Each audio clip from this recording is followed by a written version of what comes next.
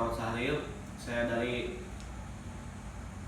Saya senang dipanggil Dio. Saya perawat di ruangan ini yang akan bertanggung jawab untuk merawat Bapak. Sebelumnya, Bapak lebih senang dipanggil siapa, Pak?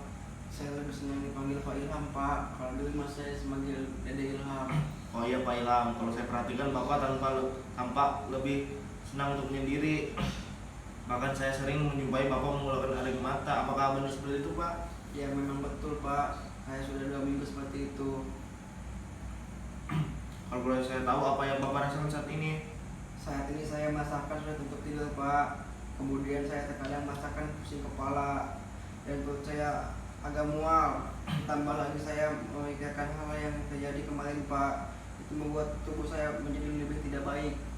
Walau begitu ya, Pak. Nah, bagaimana kalau sekarang kita berbincang-bincang tentang apa yang Bapak rasakan saat ini? Kalau boleh saya usulkan mungkin sekitar 30 menit. Apakah itu terlalu lama buat Bapak? Ya menurut saya itu terlalu berlebihan, Pak. Jangan terlalu lama kalau bisa, Pak. Iya, Pak. Pokoknya gak akan lama kok. Insya Allah cukup sebentar saja. Apakah Bapak bersedia? Ya saya bersedia, Pak.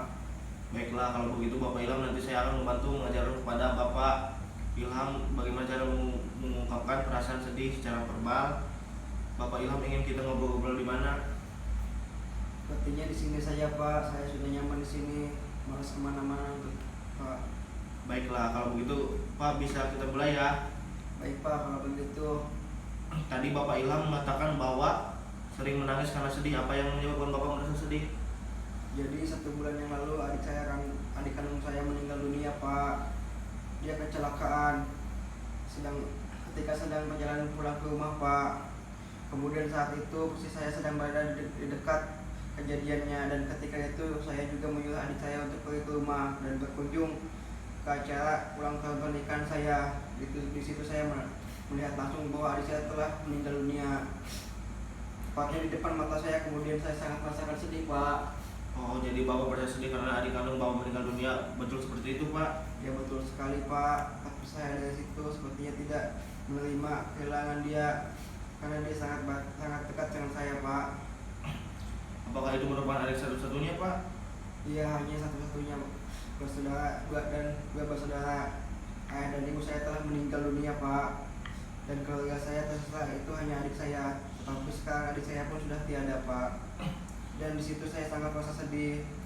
Seakan-akan saya tidak memiliki keluarga lagi. Padahal banyak sekali keluarga yang mensupport saya, termasuk istri saya sendiri, Pak, untuk mendukung saya agar bersemangat menjalani aktivitas sehari-hari, Pak. Begini, Pak Ilham. Saya sangat paham sekali jika Bapak sedih dan sering menangis karena ditinggal mati adik Bapak.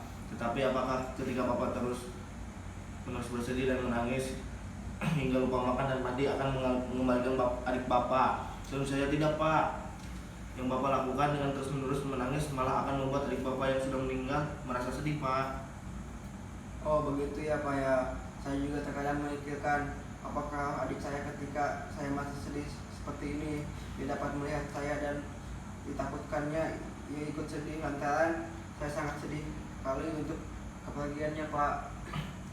Tentu saja, Pak, itu sangat memberi roh dari adik Bapak bahwasanya ketika ada saudara yang meninggal kemudian saudara yang melayatnya terlalu sedih berlebihan, itu akan berpengaruh kepada roh yang akan menuju akhirat nanti, Pak. Seperti itu, Pak.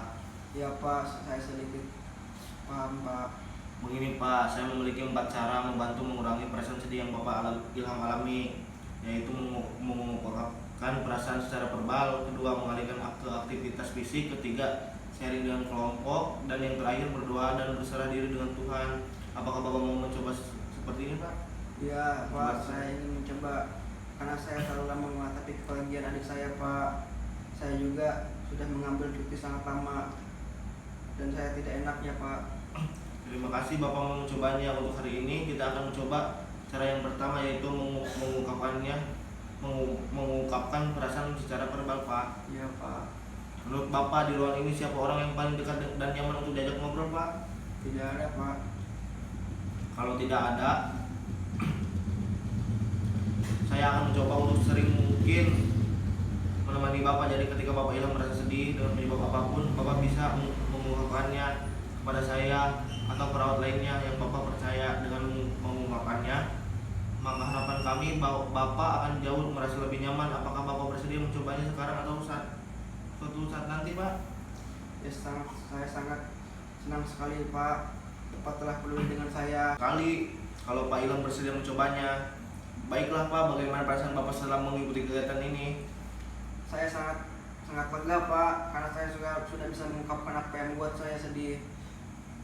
Dan saya juga memiliki orang yang mempedulikan sekali saya, walaupun istri saya pun sangat peduli kepada saya Pak. Tapi saya sedikit merasa lebih lega ketika pasangan melakukan komunikasi dengan saya. Apakah Bapak dapat menjelaskan kembali kepada saya manfaat dari kegiatan ini Pak?